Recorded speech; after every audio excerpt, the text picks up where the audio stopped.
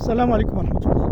الجفاء في العلاقات والقسوة في العلاقات كهذه الأرض الجرضاء التي لا نفع فيها لا للخلق ولا للمخلوقات. سبحان الله. الرفق، الرأفة، الرحمة، التودد، القرب، الزيارة، كل هذا ينفع وعند الله يشفع.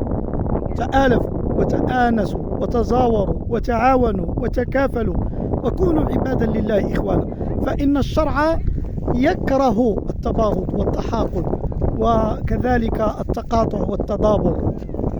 الله سبحانه وتعالى يقول: إنما المؤمنون إخوة، كفانا تشتتا وتمزقا وتقاطعا. اللهم ردنا إليك ردا جميلا.